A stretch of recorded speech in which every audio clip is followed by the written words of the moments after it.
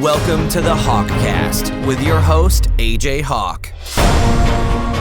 Ryan Leaf, I think people know your story. I just want to, right off the top, I want to ask, one of the things that intrigued me hearing your whole story, I wonder, are you able to stay in contact with that guy in prison that seems like he kind of changed your life? Yeah, I saw him in Nashville. I was just in Nashville speaking, and it was the first time we'd seen each other since we both got out. And he's doing great. He's at Lipscomb University, getting his engineering degree. He just had a baby. I mean, we're the exceptions. You know, the rule is you go back to prison. You don't, after you've gone, you keep going back, or you end up dying from your disease or from whatever. And you know, so we're kind of walking miracles, and we found each other. So I think that's pretty cool. Why is that? When you've been on the inside, like, why is that? Why do people seem to go back? It just they become institutionalized, right? It's they may get out and try a different way, but they realize also, you know, prison wasn't much of a deterrent. It's just kind of another society. You sit on your butt and watch TV. Hell, I had a 13-inch flat screen TV at the end of my bed with 45 channels in the red zone during NFL season. So, you had red zone, really? Yeah. So it's not super motivating to get out if you're just going to live, you know, paycheck to paycheck in their eyes. They think they could probably sell drugs and be flush with money, and if it runs out, they just go back to the place where they're comfortable with. I've had a couple of friends that have gone not to prison, but served some jail time, and they acted like it would be very difficult to get sober while they were in jail. They said drugs were everywhere. Yeah, I guess I don't know if this is lucky or not. I was in solitary confinement for the first 110 days. They said it was for my safety, and so I was confined to a cell all by myself for, you know, like I said, 110 days. There was no access to drugs. That it kind of gave me a clear conscience when I got into the general population, and when the drugs were readily available, I, for whatever reason, didn't partake. Wow. So when you were in solitary those first 110 days, did you have a TV or anything in there? No, I read a lot of books. How was that compared to what I guess what we think it is? You've actually done it. We've seen it, like I've seen it in movies. Like, how was it compared to what you thought it may have been? It was well, for a guy that was using an opiate painkiller to like numb all those feelings, I had to feel all those feelings at once because I was thrown into this cell, and I pretty much had to withdraw in there. And you know, what I call my roommates in my brain were telling me a bunch of crazy things, and it lasted for quite a while. I mean, it was, I kept asking the warden and everybody, you know, hey, what is this about? You know, I haven't done anything wrong. So what, you know, and they kept telling me it was for my safety. I don't know what that meant, but because as soon as I got into regular population, it was fine. Everybody actually admired me and looked up to me because I made it to the NFL, and they were excited to meet a guy like that. Yeah, I was always curious about that. So you didn't have guys try to test you because you're the big hot shot? No, I suspect if I would have been disrespectful or something in that engagement, maybe, but no, everybody was one of the first times out. I only went outside twice, and a buddy of mine asked me to go out and play their little flag football game, and it was like, you know, the guards started standing around and watching, and I just felt like a rat in a maze. But it made the guy's day. It was his birthday apparently, and he came to me later that day and said, dude, this was the best day of my life. Got to play catch with an NFL quarterback. And I just never viewed it that way. I was so selfish about it. I kept thinking like, God, I'm just such an embarrassment. I'm playing football on a prison yard right now. So you were the all-time quarterback in the guards. Yeah, everyone's all-time quarterback. Really? Yeah. So everyone stood around and wanted to see if you still had it. Yeah, I don't think that ever goes away, right? I mean, I've been throwing a football since I was 4 years old. I don't think that changes much. The quality of my receivers may have went down a little bit. Yeah, your arm's going to be there until you'll be 70 and be able to still sling it. You know that. Yeah, still be slinging it around. As long as I can swing a golf club, it's the same kind of motion, I suppose. Yeah, I guess so. So when you were coming from Montana, I think I saw on a couple interviews you said the Manning family has more first-round draft picks than your hometown. My home state. Home state. I mean, wow, really? The whole yeah. state of Montana. So you're the only first-round pick? Yeah, ever. So wow. There's some uniqueness that comes with that. I guess I thought I was pretty special. And I was Montana wanted a first round draft pick, and instead they got me type of thing. I was not what they hoped for. They wanted their guy, and I just didn't kind of live up to the billing for them. So it's been a kind of a tough haul with the state of Montana and me. But my alma mater has always been a place that was near and dear to my heart. So your head coach was Mike Price, correct, at Washington State? Yes, sir. And how was your relationship with him now? Really good. I saw him this summer. I hadn't seen him in a while. He wrote to me a lot in prison.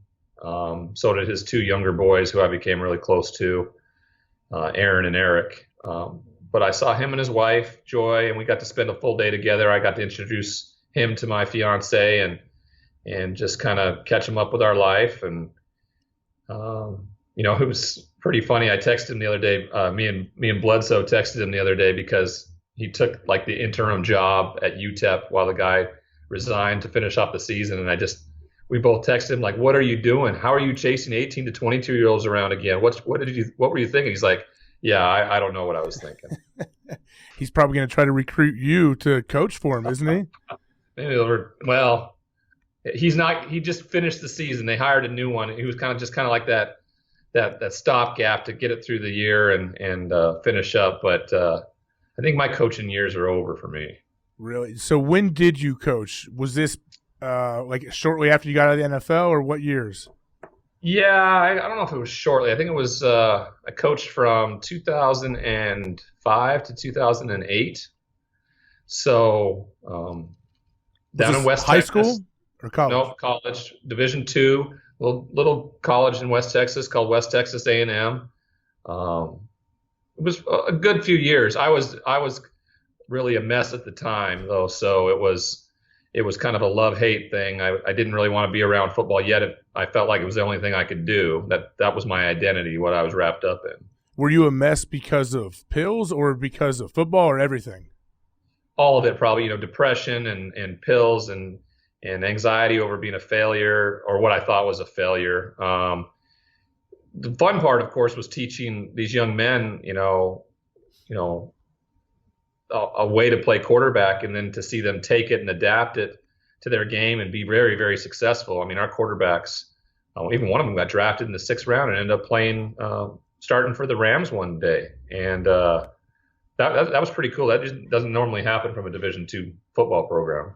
Yeah, no, definitely doesn't. Not especially to start in the NFL, at least even if it's one game, whatever it is. But how were you? So that was before you've kind of come out the other side, I guess, of this whole thing, and now there's inspirational story doing very well. In 2005 to 2008 or whatever, how open were you, I guess, with these players, or what was your message, I guess?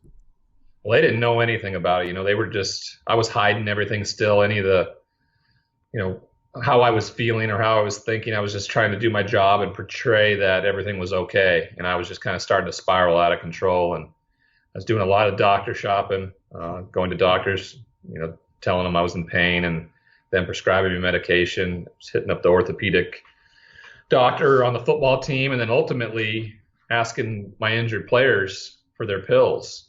That's what ended got me in trouble, and I was indicted by the Texas district attorney down there, and I had gone to seek help because I had to resign from that job, but I had to come back and face the consequences, and was sentenced to, I think, 10 years probation.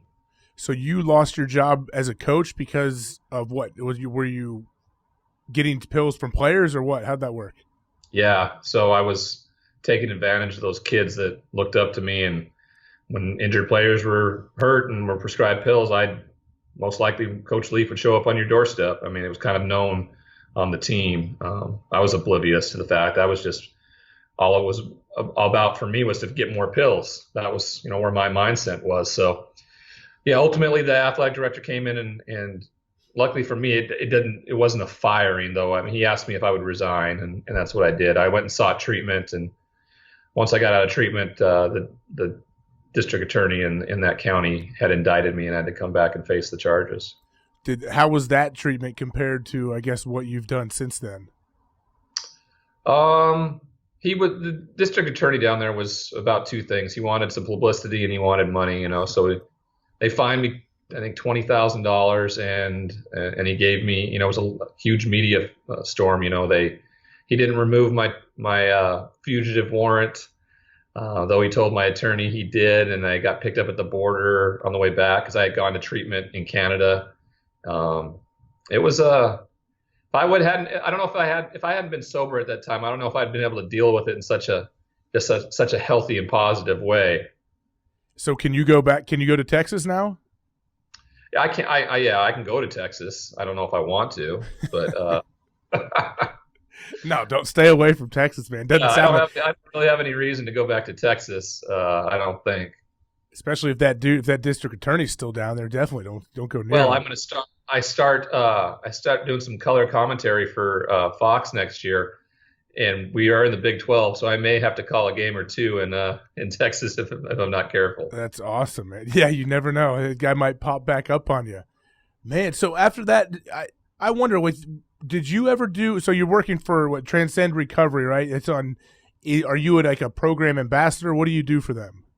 Yeah, well, initially I started out as a driver for them. I worked in one of their sober living houses as a manager and as a driver, where I'd drive guys to their meetings, to therapy, and just kind of be a support for newly sober young men. And that blossomed into a promotion, and I'm the program ambassador for them now. And I get to travel around the country and try to help people, get them into treatment. We're located in Los Angeles and New York and in Houston. So we have a broad reach nationally, and our hope is to, just facilitate and help as many people we can who struggle with this disease. Now, so did you have that? Do you have something genetically? What is addiction to you? I don't know, depending on who you talk to, doctors, scientists, whatever, some people are genetically disposed to have this addiction gene. Like, what are your thoughts? Yeah, I mean, my family history is a bit sketchy to who this affected. I heard my grandfather may have had something that was DNA related. I suppose that I had that gene. I don't know. I never really had an addictive personality, though. I think for the longest time, competition was my drug of choice. I mean, I was as competitive as could be, so I had to win at everything. And once I started abusing drugs was when I retired from the NFL, when I didn't have that competitive thing anymore. And this is how I medicated it, I suppose. I mean, I didn't have a drink of alcohol till my 18th birthday, and only drug I've ever used in my life is Vicodin, which I was introduced to because of my orthopedic surgeries. But it worked. I mean, it numbed my pain, physical and then eventually emotional pain down the line. But you didn't get hooked right away, which was interesting to me. It sounds like you got hooked after you were done playing, and you'd taken it before for surgeries, but you never abused it, right? Right. For whatever reason, I didn't. I mean, I knew it worked, but as soon as the pills were gone after surgery, I didn't seek more. But one night in Vegas, a guy, after I'd retired, offered me some pills when we were out drinking, and I had a tough time walking into those parties where there was Hall of Famers and Super Bowl champions in there. I felt so judged and less than, and that night is the first time I really abused them. And I walked in and out of those rooms not feeling those things. I didn't feel judged. I didn't feel less than. I didn't feel anything because it was a painkiller, and it did its job. So that's where it started. And, pretty much for the next 8 years after that, I simply was, your garden variety junkie. And you never escalated past those Vicodin though, or did you snort them? How does that work? I didn't. I don't know why. It worked for me. I just upped how many I started taking. If I'd have known a drug dealer, I assume I would have, progressed to whatever was cheaper and more effective. That's heroin now, right? That's the scary thing. Yeah, that's what, the idea that I didn't get there. If I'd have known a drug dealer, I bet you I was right there. I utilized doctors and I utilized friends' homes, and eventually, the outskirts of my hometown, and they're in those houses. Your friends' homes, what do you mean? Would you check their medicine cabinets to see what they have? Would Yeah. you take everything or try to just take a little bit so they didn't know? How did that work? Initially, yeah, I would try to just take a little bit so they wouldn't know. And I'd always know that there was going to be, and it would always make me understand that there was always going to be some more available. But, they hadn't seen me in 10 years. Now I was stopping by every other week to say hi.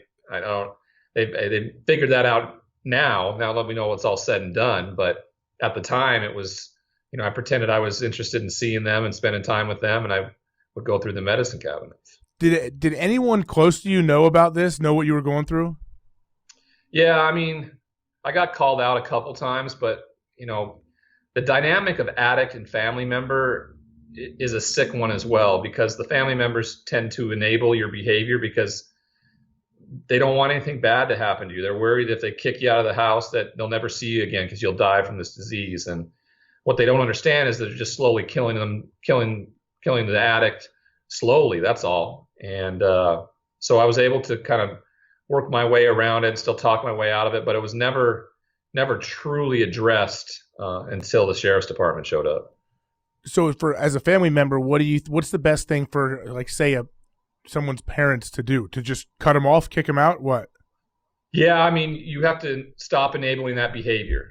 Any addict's behavior. What you do say is that you're willing to contribute and support anything that has to do with his recovery, his or her recovery. And you're willing to support that in any way, shape, or form. If that means going to detox and then treatment and all these things, most likely the addict will not want to do any of that stuff, but you will not continue to feed, clothe, give them shelter, which is hard for a mom. Like I said, they think if they kick them out, they're going to die on the street somewhere and they'll never see them again. And they'd rather, at least, even if they're high in their house, at least they know they're safe, is the way they look upon it as.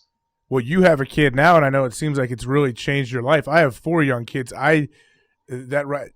Instantly I think of, I don't know how I would handle that. Hopefully it doesn't get to that ever, but it would be very difficult as a parent to try to take a stand and say, we can't enable you. I'm going to drive you to a treatment center. It would all just be a brutal situation. Yeah. I mean, my boy is 9.5 weeks right now. And the idea of him being a version of me in the worst possible sense is hard to imagine, because he's just so innocent and so sweet. And, I hope I could do the right thing, but hopefully because of my experiences, he'll be raised in a way where he'll have an understanding about all this and know what to do if any of these kind of problems arise. I think that's a big difference. I was just naive and unknowing of when this happened.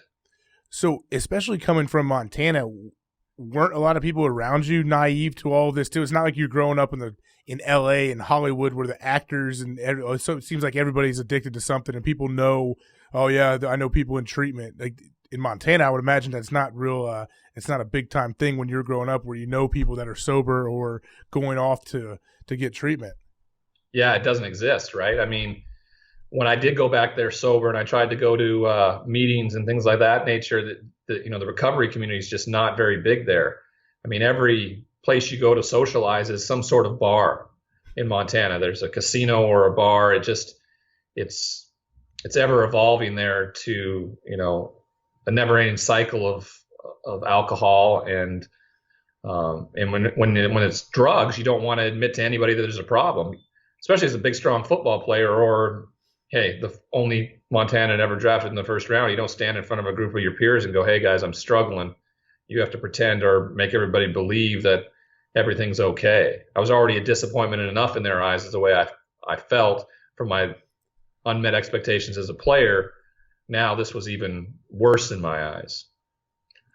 Man, that's something that I do think about. That would be very difficult. What's it like if you go back to Montana now with some friends you grew up with? Like, what's the relationship like? It's, it's poor. I didn't ever do anything for the state of Montana and vice versa. They didn't nurture or really do anything for me either. So it's just kind of like this hostile, toxic environment. And I don't go back much. If I do, we just go up to a family lake place in the summers to spend time with my family. But, all 3 of us boys have live elsewhere. There's 3 boys in our family, and all 3 of us live outside the state. Do you think it's different now? I guess, when did you go public with your whole struggle? Obviously, people know it was news when you went to prison for, I guess, when you broke into somebody's house to try to get some pills. People knew that, but then when you kind of have come on the other side, I would think people would have some empathy for your situation. Don't you think it may change a little bit in Montana now? I would if people really understood recovery, like you talked about, like the naivete of people in Montana surrounding recovery, even though there was a huge meth epidemic in Montana for years, and they had a huge meth campaign to try to clean that all up. I just, the recovery side of things in that state, they may not understand where I'm still coming from, that, this is like a lifestyle change, or they may just not be at a point where they feel like they can forgive me. And I understand that. I'll continue to pray for them. And the biggest thing that my mentor has me work with is he has me say a prayer every night for the people that I feel that I was once resentful of, and I'll say, hey, I pray that you get the life that I now have. And that early on, that was hard to do. The scowl on my face when I'd say that prayer at night has changed to now it's really easy to say that prayer at night when I go to bed. It can't be easy for everybody, though. For some of those people that take cheap shots or whatever, I can't imagine. I mean, you're a good man if it's not, but man, how, even though you've come so far, it's still a normal human reaction to have some resentment towards people like that. It can't, like, everything's not all champagne and roses, is it? Well, you can choose. I mean, that's the simplistic version of it, is no matter what, big or small, you always have a choice. There's always a fork in the road, no matter what. I use the analogy when I'm speaking about, as a football player, how we'd cut off our tape after practice, right? We'd cut our tape off our ankles and we'd, crumple it up into a ball and throw it towards the trash can. And, 5 times out of 10, it wouldn't go in the trash can. Do you remember then standing up and going over and picking it up and putting it in the trash can? I think for the longest time, I just thought I was entitled to having somebody pick up for me. And that right there is the simple part of it, right? You have a choice in that moment to get off your butt, walk over, pick it up, and put it in the trash can. Because if you're unable to do those little things, what happens when somebody offers you the keys after you've been drinking that night, or if you're at a party and there's drugs being passed around? I mean, you're not going to be able to make those big, large decisions or choices if you're unable to make the little ones. So you practice all those principles in all your affairs, and things start to work out. So you actually have choices, right? No matter what, how you can't control how somebody treats you or what they say about you. But once you find this humility, and humility for me means the understanding of who you are, regardless of what anybody says or what anybody does. It's not about humiliation. It's not about thinking less of yourself. It's just about understanding who you truly are. And, for the first time, because of this experience, I simply know who Ryan is, and he's not identified as a football player or as a drug addict or as a felon. Those things all intermix, and I'm just this, flawed human being trying to be better every day. Do you think all those things that you mentioned, your football player, felon, drug addict, but I guess, like, what would your regrets be, or do you feel like you had to take this path to finally realize who you really are? I was having a conversation with somebody today in regards to it's our 20th anniversary of our Heisman class. Peyton Manning, Charles Woodson, myself, and Randy Moss. A pretty darn good class. I think the guy that finished 5th that year was Ricky Williams. So you have at least 3 Hall of Famers and myself in there. And the funny thing is, no matter our paths, I feel like we're all in the same place now. We just took drastically different roads, but I found this peace. Now, I can't speak to those other 3 individuals if they have, this peaceful, unchaotic feeling that I have. It seems as they do, but the idea that, 20 years in the routes we took and we're in kind of exactly in the same place shows that it doesn't matter. Everybody deals with whatever they deal with, as long as you get to a point where you have a different perspective, an open-minded willingness to see yourself as, like I talked about before, just kind of a flawed human being who's trying to be better. How old are you now? I'm 41. 41. So when you were when you were deep in your addiction, did you think you were going to live to be 41? I don't even think it crossed my mind. I wasn't thinking about what the next day was going to look like, right? Today was about, when I woke up in the morning, it was immediately, do I have pills? And if I don't, how am I going to get them? That was, that obsession just ruled my world. I talk to my fiance about it all the time, about how busy I am now, how active I am. And those days existed in the realm of, maybe 23 of the 24 hours I didn't do anything. 1 hour I searched and found pills, and I would just sit on my butt and do nothing. And now the amount of how active I am, I'm just on the go all the time, and that's a good thing, and I enjoy it. But the juxtaposition of what it looked like 6 years ago is, I wouldn't even recognize it right now.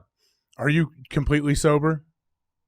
Yeah, I don't put any mood altering substances in my body at all, or enacting them, such as, cutting or gambling or sex or pornography or anything like that. I'm abstinent of everything that may alter my mood. I talk to guys a lot about that. That's a choice, about putting mood on. I never really had an alcohol problem, and I assumed that maybe 5 years, 6 years down the line, when that substance had been out of my body long enough that if the boys wanted to go have a beer and watch the ball game, I could do that. But why would I be doing that? Why would I have to alter my mood to hang around with these guys?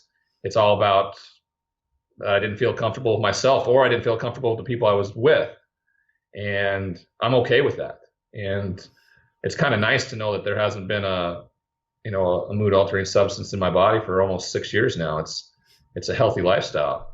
At the same time, does it make you kind of nervous ever that, like, what if I slipped up? Well, I think you always think about it, but I've just surrounded myself with people that hold me accountable. And I've kind of, as an athlete, being in recovery is very helpful, because as an athlete, we're regimented. We have an itinerary of a day, and my days exist of, up at 6, at the gym at 7, into work. I see a therapist every other week. I go to meetings. I work with people I'm of service. I stay busy. So I think that I have enough accountability partners in my life now that they know if something had shifted or changed. And I feel comfortable enough that if I feel an urge or a trigger for whatever reason, that I'm able to reach out and tell somebody that. Like before, I was just not. I wouldn't admit weakness because I thought it was weakness. Didn't realize that asking for help was probably the strongest thing you could ever do. So is that an accountability partner that's like someone you meet during treatment and they are just there to bounce out, like tell them if you're having a weak moment or something? Well, I think you develop them over time. Whether for me, it's my business partner. He's in the same boat as me. He's the one that gave me this job opportunity. We have very similar stories. And essentially, it's just we have each other's back. I like to look at it as he's my new teammate, right? You always have your teammates back when you're playing. This is just a life accountability partner. We both have each other's back. We both have families now and children, and we want the life of our dreams that we found to continue. Speaking of teammates, who were some of your favorite teammates that you played with in the pros? Well, Rodney Harrison was probably my favorite teammate. I just wish I would have utilized him more. We were buddies. I didn't just attach myself to his hip and watch how he became a professional, because he was probably one of the best professionals out there. An undrafted free agent, worked his way up through special teams and became one of the all-time great safeties in this league, winning a couple championships with New England. So I also had Junior Seau, who, rest his soul, we lost early, but he was another one of those guys that was just an amazing teammate to have. When I got to Tampa, I found a bunch of teammates that were awesome. That whole defense had a group of guys: Derek Brooks, Rondé Barber, John Lynch, Simeon Rice, Warren Sapp. And then on offense, we had Warwick Dunn and John Allstott, and Brad Johnson was the starting quarterback. So, we had a group full of great teammates there. Wow, you did. Junior Seau sticks out because obviously he's not living anymore. And he's the guy that came and pulled you out of that argument you had when you stood up and started yelling at a reporter, at a beat writer, I guess. And I remember that, but I remember when it happened. So I have two older brothers, and I remember my older brother telling me like, wait, you got to wait till he wasn't even talking about your rant. I think we understood, even at a young age, I understood like, oh, okay, whatever. It's like, wait till you see how big Stay Out exactly. looks. We were like, okay, wait, are you kidding me? Look how I was like, I have no chance of ever playing the NFL. This is what you got to look like, because I couldn't believe how jacked Junior was coming and pulling you out. It was amazing. Yeah, he grabbed me, threw me in the shower, turned the cold water on. His nickname for me was Baby Boy, and he just said, we'll talk about this later, baby boy. And we did. I mean, he was a great teammate. I miss him dearly. His message, if he were been able to ask for help, would be so impactful right now. It's sad to say it's more in martyrdom, because he didn't feel comfortable enough and being vulnerable enough to say he was struggling. Instead, he felt like taking his own life was the only way to do it. Yeah, he really threw you in the shower like a TV show or a movie. Yeah, he really did. I was boiling over. I wanted to beat the living hell out of that dude, and he just the showers were that way. He threw me there and just spun it and got me soaking wet in the shower. So yeah. Have you spoken to that reporter since then? I did. I made amends to him. I apologized for my actions. That's the thing about recovery too. That's what accountability is your part in it, no matter what. I was so resentful of the Chargers, of the NFL, of the media, of the doctors, my family, my hometown. But, what was my part in it? I can't control what somebody else does. I had to seriously take a look at it. And that happened in prison. I walked by the mirror one day. I had this epiphany finally after being of service while I was in there. And I looked in the mirror and I said, Ryan, you're in here because of what you did, no one else. And I was surrounded by that. I was surrounded by guys that just couldn't be accountable. I had a roommate once who kept telling me the only reason he was in prison was because the girl he was with called the cops on him. And I was like, well, why did she call the cops? And he goes, because I beat her. And I said, well, maybe you're in here because you beat her. He couldn't rationalize that accountability, that it was always somebody else. He was the victim. And I was like that for a long, long time. I blamed a lot of people for my stuff, and I wasn't looking in the mirror. I was looking right by it. Was there like a certain day when like an epiphany where that hit, where you stopped blaming other people? It was gradual, I think. I just, when my roommate started getting me down to the library to help guys learn how to read, I think that was the first time I'd ever been of service in my life. And I kept coming back and doing it over and over and over. And I think you just develop this new perspective. I defy anybody to be of service to somebody else and not lay their head down at night and feel a peaceful sleep. I can't see anybody doing that, because you just take yourself out of the equation completely. All your feelings of maybe depression or anger and judgment, and you're simply of service to somebody else. And I would just fall asleep at night completely different than I had the 26 months prior while I was sitting in that prison cell. Could you sleep all right in prison? Would you get good night's sleep? Those last 6 months, yeah, for sure. I slept really good. My fiance says I sleep like the dead. She said nothing could wake me up. I said, that's what happens when you have to sleep. You have to develop that quality, because if you were worried so much, I mean, early on, I had a guy that slept below me in the bunk beds who had killed his family. So I was like, one night he's simply gonna wake up and kill me. I got over that apparently, because I slept like a rock. That's for sure. Wait, so the dude, he murdered his family? Yeah. What, they give that guy a roommate? Yeah, I guess. And you're a non-violent roommate as well. Like, shouldn't he go with another violent guy? It wasn't like that in Montana. They threw everybody in one big soup there and said, "Have at it, man." Wow. How so that guy, when you would speak to him, how I don't know, like, how was he as a person? Did you guys have good conversation? He was insane, man. Really? He was insane. Yeah, it was. That's the thing about prisons too. They're 75% full of people with mental health issues. I mean, they don't have enough room to put them anymore and know how to treat them. And nonviolent drug offenders are sentenced to prisons, because I was in a for-profit prison, right? So it's an establishment that was designed in accordance with the state. They had purchased it or on a 20-year lease, and it only incentivizes judges and prosecutors to ask for jail time in all criminal matters because they have to fill those beds. They have a lease agreement to have it 90% full, and if it's not, the state's still paying the fee, so it incentivizes them to put people into prison.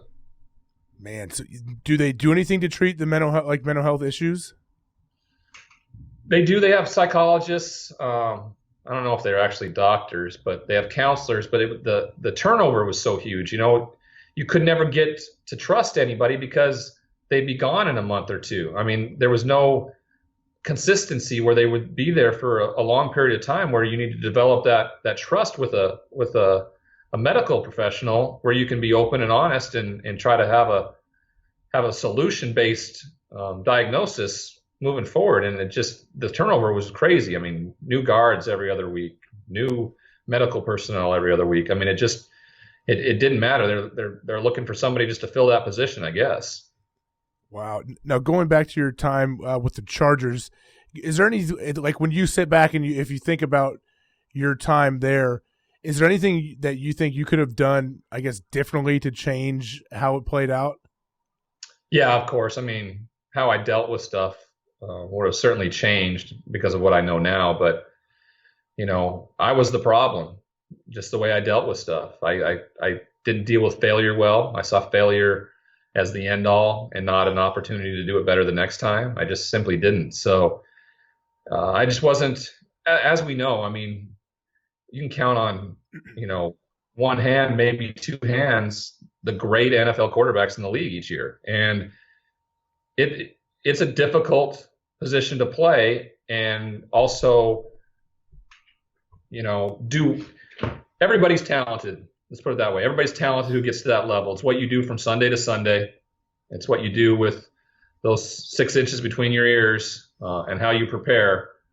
Because everybody's talented, and me personally, I was probably the most physically talented quarterback of that draft, and I wasn't successful because of my inability to essentially live life on life's terms and just in a much more magnified, I guess, telescope under that lens. So, are you saying did you just do the bare minimum, go to the meetings they made you, and not, I don't know, learn the game plan inside and out, or what? It wasn't necessarily the work ethic part. It was how all the extracurriculars, right? What I did with the off time, what I did with the media, how I interacted with my teammates, what I thought was important. Money. I didn't think money was going to change me, but money changed me. I thought success was money, power, and prestige. I don't know where I developed those ideals from. It wasn't from my family. It was from outside influences, most likely. Just the fame of it all. And I was, 100 miles south of Los Angeles, and the idea of, fancy cars and big houses. And I think my perspective probably would have been much different living in the Midwest if I would have been drafted by Indianapolis. So but you weren't caught up really in drugs and alcohol. It was just spending time, spending money, buying things, going to Vegas. What were you doing? Yeah, I just didn't prioritize. I didn't look at myself as a CEO of a Fortune 500 company, right? Mm-hmm. I was 21 years old. I was responsible to lead a group of men who now were putting food on the table for their families. I wasn't in college where when practice was over, we all went back to our apartment and played dominoes and drank beer, That wasn't the life I was in anymore. It was a very lonely time. Practice would be over. I'd be alone in the film room watching film. I'd go home by myself, watch film. It was a lonely time, and then when I started playing poorly and then acting out and blaming others rather than taking the onus on myself for the way I performed, it just turned the city against me. It turned my teammates against me. I fought with the media. It got out of control in a hurry. It showed my inability to cope, and was flatly on display for everybody to see. Well, isn't it easy once you say if the city turns against you, if teammates turn against you, coaches, whoever, isn't it easy to try to just fight fire with fire and go back even harder at them? And that's what I did, right? I was, in my opinion, I was smarter than you. I had more money than you. I have this under control. You guys are the peons here. That's what ultimately erupted with the reporter, right? I was going to show him. I was going to intimidate him like I had intimidated people my whole life. where I'd show you who was boss. And it's one of the most humiliating and embarrassing moments of my life, of course, because most of the time when my name is talked about or any video is brought up of me, it's a lot of times it's that one. Now I've kind of added the jailhouse look to it with the mugshot and the stripes and shackles in front of the judge, but it still is my most embarrassing moment, I feel like. Do you remember what did he ask a specific question that set you off? Well, the day before we had lost to Kansas City, and it was a humiliating loss. I played very, very poorly, worst football game of my career, and I got hit in the head by a cameraman, and I blew up at the guy. Well, the beat reporter saw this all play out, and he wrote about it in the paper the next day. So after the Monday, gaggle of reporters, I asked him to stay behind, and I talked to him about, hey, the locker room's got to be my sanctuary, and I'd appreciate if things like that, you'd either come to me first, because we're going to be in a relationship for a long time together if you're going to be the beat writer here. And he baited me and pretty much said, I'll do whatever the hell I want to, Ryan. And I just lost it. I picked him up. Before the camera even got me, I had picked him up and slammed him into the chair. And by that time, the camera got spun around, and that's what they heard me yelling at him. And when Junior stepped in to break it up. Now, after that happens, does the coach pull you aside, GM? Does anyone say anything? Yeah, June Jones was my quarterback coach. He helped me kind of with my father. My father was visiting at the time, helped me craft an apology, but it was disingenuous. You read it. Did you read it? I read it, but there's video of me reading it. I looked so uninterested. It was awesome, actually. I remember it. I loved it. I think it's hilarious when that happens. I just threw it into the locker afterwards. Yeah. Those are my favorite. You're basically, because it's true. Like at that time, obviously you didn't want to do that. So you're doing it because it's something you have to do, but you made it so obvious that this is not my idea. Yeah, it was so disingenuous, and I mean, it just made things even worse. It was just like, well, this non-apology was, his publicist or whoever was in charge of this. He certainly didn't want to be saying it. And I proved it over the next week. I mean, there were times when I stood in front of the media and just answered every question yes or no to anything. I mean, I think they asked me, how do you feel about this? And I'd be like, no. So it's got to be. It's funny. Is it almost like that's a different person when you see that stuff now? God, yes. I spoke to the Marshall football team on Friday, and there was a ex-teammate of mine who's on the coaching staff, and Pepe Pearson from Ohio State. Yeah, I know. Yeah, I know who Pepe is. And he was a teammate of mine at Tampa, and he told the whole team, and he's like, Ryan, I was your teammate in Tampa, and I really thought you were a jerk.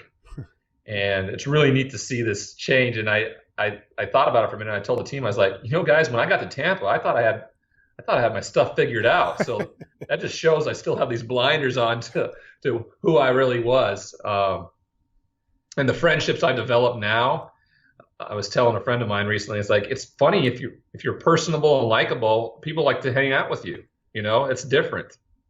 It's much different. You say when you had the altercation with the reporter, your dad was in town visiting. What does your dad say to you when he sees that video?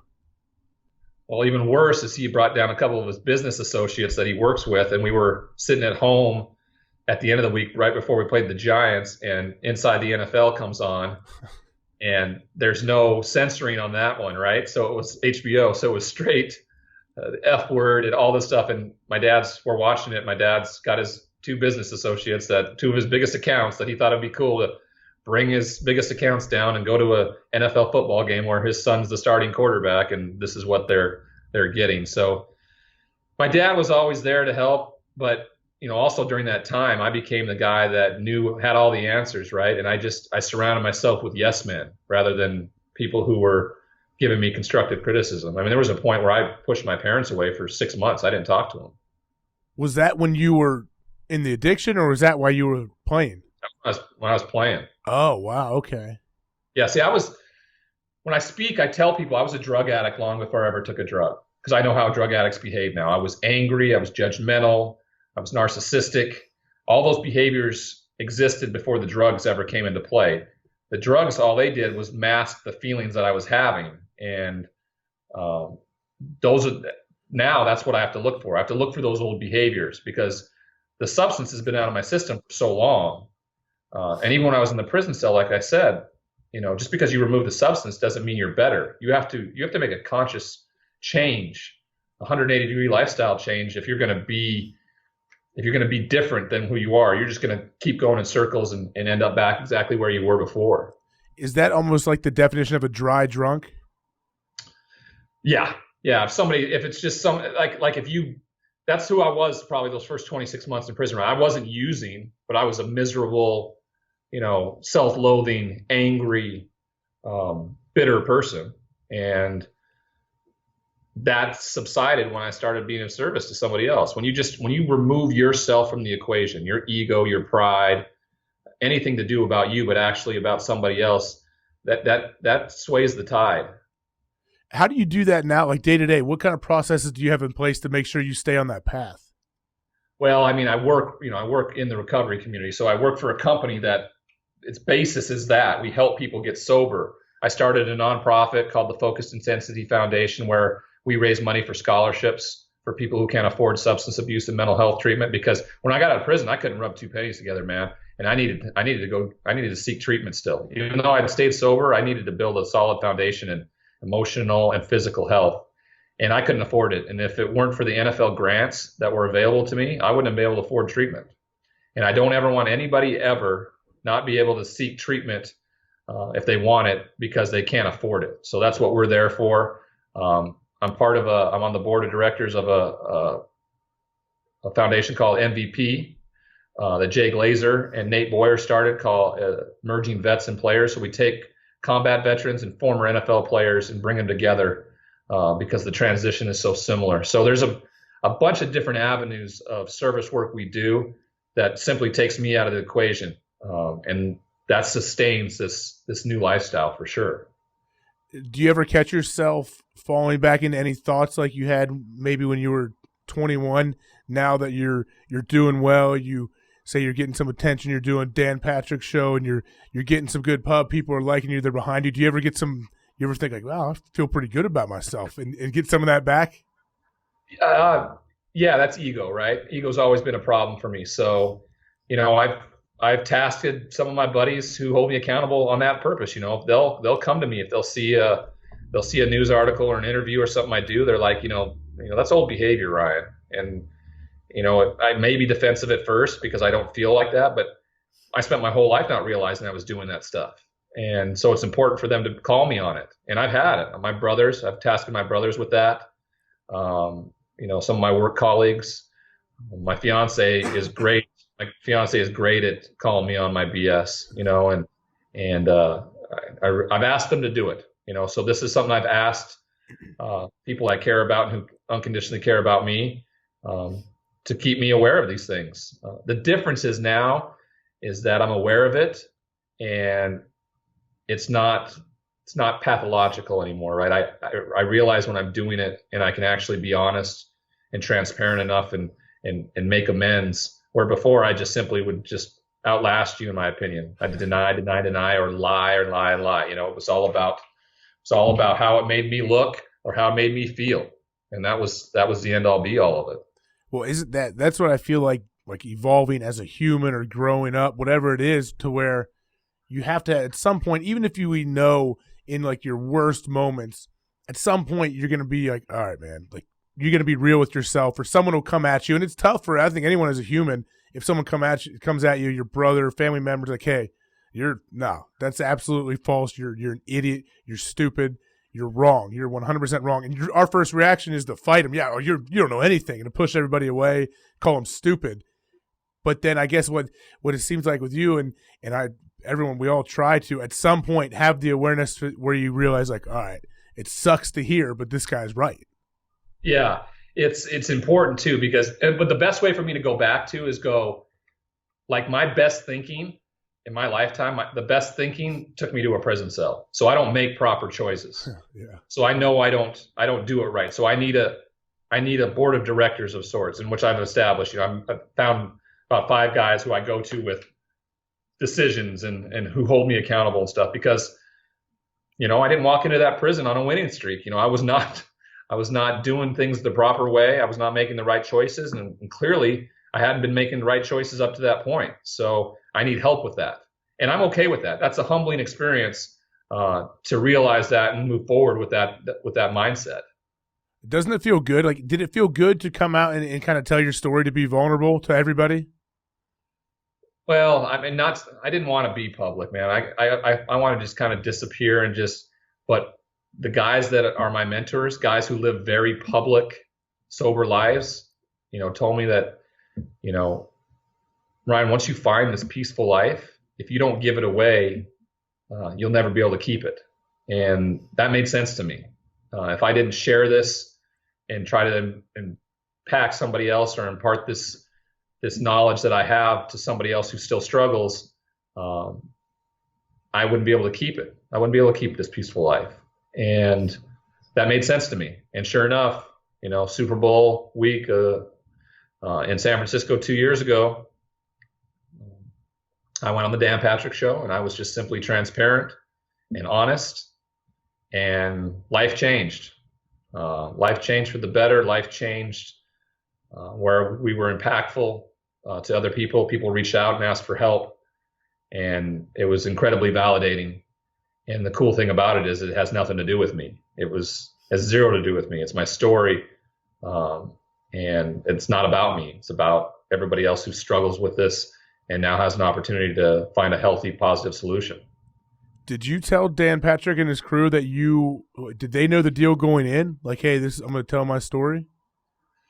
Well, Paulie, who's one of the producers, had stayed in contact with me while I was in prison and just checked up on me and never wanted anything out of it. But he knew I was in San Francisco because I was up there for the NFLPA's medical screening.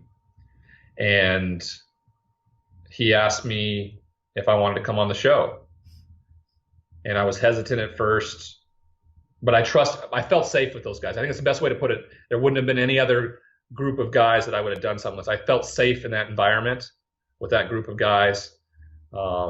And he just kind of led me down this path of kind of telling my story. It wasn't necessarily we had planned on what that was going to be. He just he's a great interviewer, and he just kind of led this path. And before we knew it, we were talking about it, and I was transparent, and it affected a lot of people, and it springboarded me to this new position at work and what that's led to on our public platform that we use it for.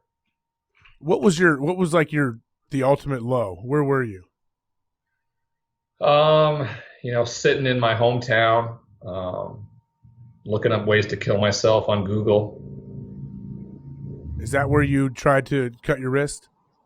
Yeah, I got a little scar here on my wrist. Probably that's the lowest. Though, even when I went to prison, I wasn't ready to change still. So I don't want to, now I can look back and go, God, that seems like the lowest possible point I could be. But, I don't think there's a low point until I no longer can get up, right? So as long as I don't stop getting up, there really is never going to be the lowest point available to me. The old saying, get knocked down 8 times, get up 9 type of thing. And that's where we're at right now. I've been knocked down 8 times and I've stood up 9. Well, you wrote a really good piece, the Players Tribune, about that, how you drove to your parents' house. You were going to park your car inside their garage, I believe, and run the exhaust, but they had 2 cars blocking the garage door. And then you went back home. Was that when you went back home to your bathroom and tried to mess with your wrist? I did that. I tried that first, and then the knife was dull. I wasn't capable. So I tried to do it another way by driving to mom and dad's house. They were there. And then in my mind, I was like, I can't feel this way. I either have to be high or dead. And since I can't be dead, I need to be high. And I went out and found a house that I knew had pills and got caught on my way out. But I was able to get away and talk my way out of it and go home and take them and not feel anything. But of course, they knew something was up. They called the police, and the police showed up at my house that night to arrest me for the second time and essentially put an end to it all. So that you got caught by the people that live there? Yeah. Did you know them? No, on my way out of the house, they were pulling up into the driveway, and I gave them some spiel excuse of why I was there and wrong house and sorry. And I wasn't dressed, I was dressed nice. I had some slacks and loafers and a pea coat, and I didn't look like what they would consider a burglar, I suppose. You just need to carry a bag of the you say you're a Mormon trying to convert them, going door to door. I guess that could have been some props. Actually, at one point, I thought of a clever thing to do. I thought maybe if I went and got one of those CVS or Walgreens vests and started going house to house saying I was there to collect expired medications and then just taking them. I just thought that, one house would be like, boy, Ryan Leaf works for CVS now. He's really, really fallen off here. That's the problem. Social media, when someone would get a picture with their phone and they would get like, why is he wearing that red vest? But it's not a crazy thought. I mean, it would work. You could have gotten a lot of pills. Is it Tony Mandarich, I believe, the big offensive lineman?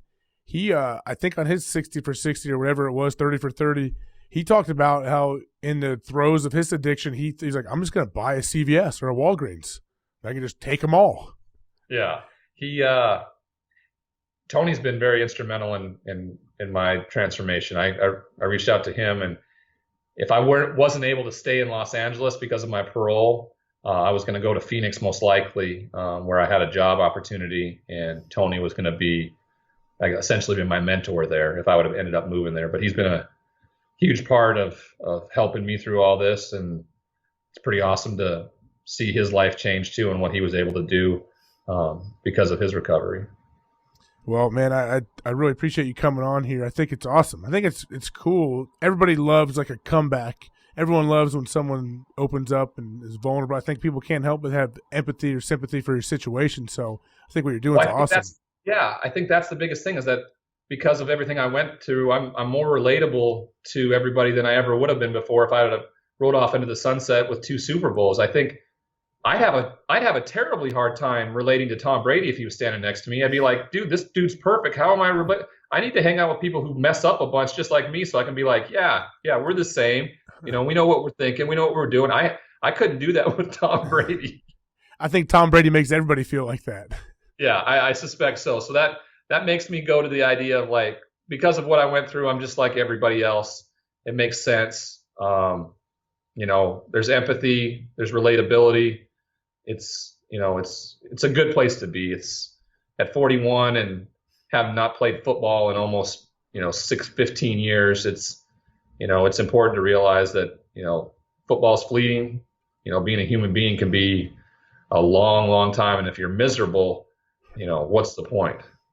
Exactly. It doesn't matter if you have, I don't know. If I had $500 million in the bank, I guess you could still be miserable. Could you? Do you think you could still be miserable? Yeah, I had what, 15 million in the bank and was miserable. So yeah, it's true. For me, that was more. And now that I know, because I lost it all, I know how far a dollar can go now, right? And now that I'm, making a good living again, it's so foreign to me that my ability to save money now and invest it. I'm just like, I just spent indiscriminately before, like it was like this was going to grow on trees and happen for me for the rest of my life. Yeah, I guess that's true. And something that people don't realize, that people that go to prison a lot of times, they're hustlers. They know how to make they know how to stretch a dollar, how to make money. So I mean, I'm sure you picked up some great life skills too throughout your journey. I don't know. I don't know what I learned in prison. I did learn that, I don't want to go back. Let's put it that way. And the best advice I got from a friend of mine who's been working with guys who are incarcerated when they get out is, I asked him how he stayed out of prison, and he says, I help guys stay out of prison, and that keeps me out. And I guess it works the same for me. How do I stay off drugs? I help other people stay off drugs, and that keeps me sane and keeps me sober and, in the right mindset moving forward. So that's great, man. Where would you want people to go if they want to find you and check out your speaking gigs, everything you're doing? Yeah, if anybody wants me for a speaking engagement, you can go to apbspeakers.com. My agent there is Paul Kreider, and reach out to me on Twitter if you want help.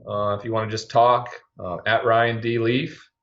And if you are in need of help and need just services right now, you can go to transcendrc.com, and we can help get you into a place as soon as possible and get the help you need. So thanks, AJ, man. I appreciate it. Did Brady pass along my info? Is that how it Yes, worked he out? did. Yeah, sorry, I didn't even tell you that. I knew you were in the booth with him, right, for a game? Yeah, Fox did really something neat this year. They let me shadow Brady and Joe Klatt this year to kind of learn the ropes and not just throw me in a booth. They actually let me learn, and both those guys do a great job. And Brady was awesome, man. I'd never met him, and we got to spend a lot of time with each other that night. Like 4 hours for that Stanford Cal game. So it was fun to be a part of that. I'm glad he passed along my information. Yeah, appreciate it, man. Brady, yeah, he's good. Brady's super dialed in, professional. Yeah, straight. I joke with my wife about it all the time. Such a type A quarterback personality. Yeah, for sure. Super anal, is not scared to tell the producer how he feels about a certain shot or anything. Well, I was well educated. Let's put it that way. Yeah, it's good. It's a great experience. I've been up there and got to shadow him for a game too, so I know exactly how it works. That's why he's good on camera, man. But thank you so much, man. Appreciate it, and I'll be checking you out and looking forward to seeing everything you do, man. All right, man. Let's stay in touch. For sure. Thanks, man. All right. Bye. We're glad you could join us for today's conversation. After you subscribe to the show, head over to thehawkcast.com or reach out to AJ directly on Twitter at @officialAJHawk to recommend future guests that will help us inspire people to keep talking. Thanks again, and we look forward to speaking with you next time on the HawkCast.